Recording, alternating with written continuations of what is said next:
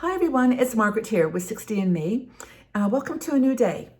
You know, every day we have a choice. We can be joyful or we can be negative. It is our choice, our opportunity to take that direction in our day. And I want to talk to you today about 20 things that you can do to choose joy.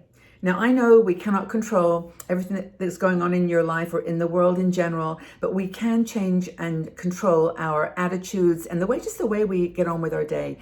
And so this is an article, Christine Field, one of our bloggers, wrote this and got me thinking about the very simple things that we can do to just turn what can be sometimes the beginning of a kind of I don't feel so good day to something joyful and full of gratitude and full of kindness to yourself and to others. There's just so many things that we can do. Now, the first thing she talks about is something so simple, and that is just laughter. Have a laugh, do something silly, be foolish, as Steve Jobs said. This is the time of your life when if there's any opportunity to just let go and be a little silly and enjoy the frivolous nature of the world, how crazy it is, then this is it. Just go for it. And if you need a little help, there are movies, there are podcasts and funny joke books. Just make yourself laugh and maybe do laughing yoga. I think people have been enjoying that too. But just try to laugh and do something funny, because that will then tell your brain is tricked into thinking that you're happy. It's a very simple thing. The endorphins just create this energy that the brain thinks, oh, it's okay. It's going to be a great day. The second thing, of course, is to stay grateful. Whenever I have to go through situations where I'm not feeling, sort of completely comfortable or calm, I just look at the things I've got around me and how precious life is. And I hope that you find that same gratitude in any number of things. Once you start making a list, you'll see a lot of things appear. We have a lot to be grateful for.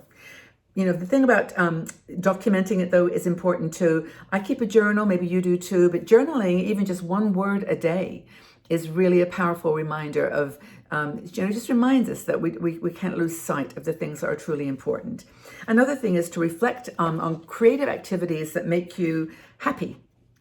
You may have been all your life wanting to do something, that you just haven't made time for, you haven't invested in. But by doing something creative, who's looking? No one's going to judge your art or your jewelry creation or whatever. Just do it for you. I have a really good friend, Yvonne. She does decoupage, and she makes the most beautiful things.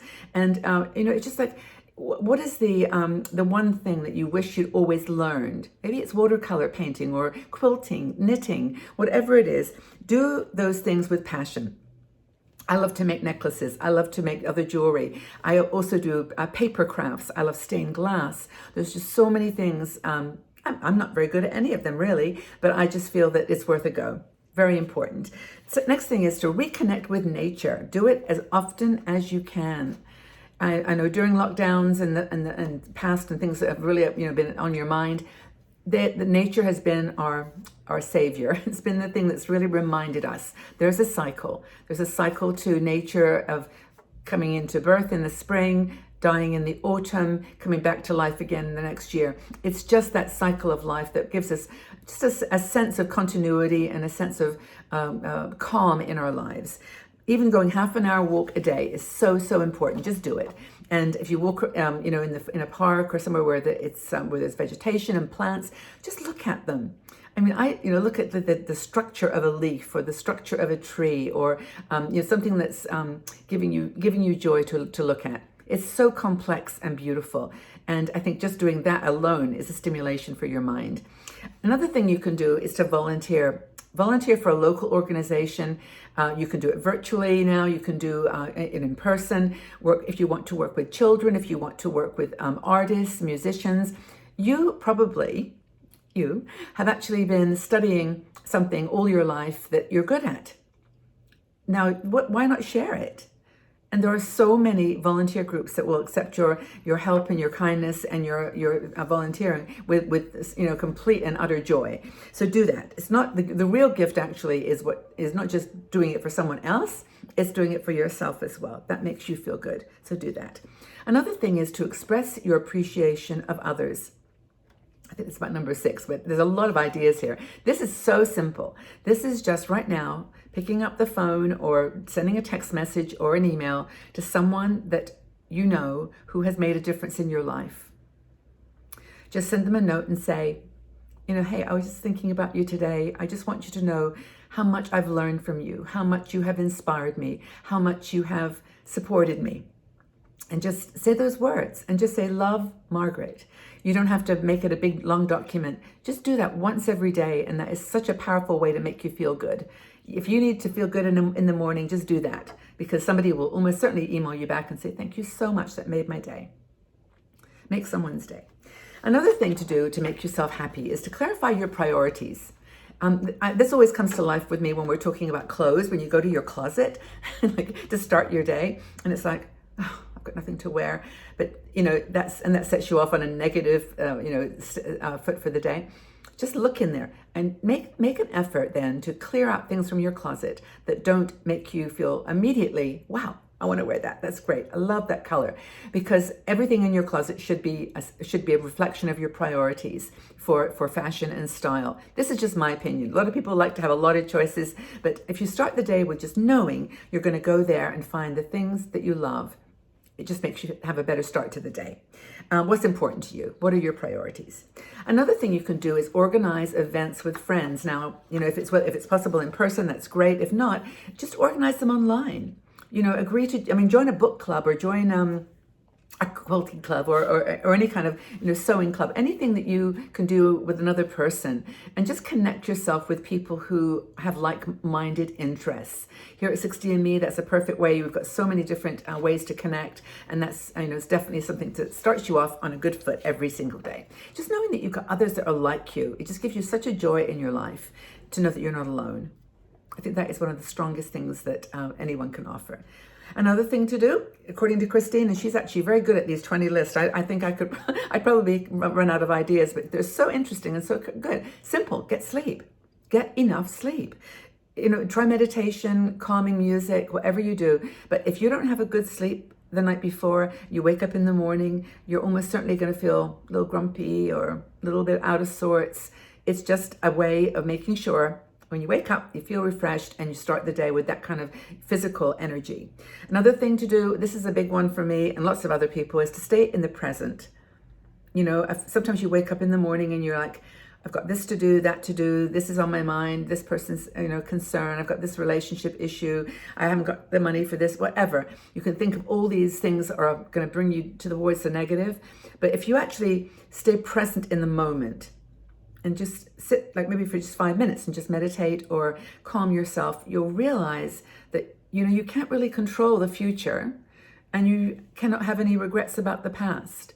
All you have to do is stay right where you are. That's the place to be. And that's where you'll find the most, well, I was going to say comfort, but it's not just that, because it's not going to take away all the things that are on your mind, right? It's not going to make the wrinkles go away or make the situations in your world different, but it will make you calmer. Keep your mind active, learn a language, do some knitting, learn something. Read a magazine on a topic that you've never read before. Just try something outside your box and see what it feels like. But keep your mind active. I think that's a really good way to start your day with joy. If you know that you've got something fun you're going to try, something new, even if it's just watching a video on how to do stained glass. I do this sometimes just because I like to go to an expert and see how they're doing it. That's really cool. And another thing, of course, is to make new friends. And places like 60andme are a really good place for that, because you will find your demographic, your age groups at 50, 60, 70, 80, and you know that we have all shared some similar experiences, certainly in terms of history in the world and whatever, and the processes of change. But make some friends and do it virtually if that's the only way. Why not? Friends are friends. What else? Oh, hugs. Yes, well, hugs I love regardless. Anytime, any place, any length of time. It's all good with me. Just give hugs virtually, in person, however you can do it. Encourage people around you. This is such a cool way to feel good.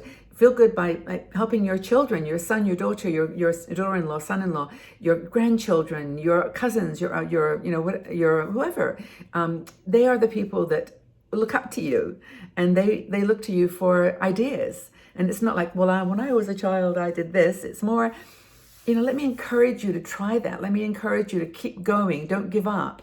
Yes, you can say, yes, you made a mistake or you took a step back or whatever, but just go forward. And just to remind people, I think that is such a cool way. By the way, you can read this article by Christine, which has got another little group here, but things you can do to make your day start on a positive note.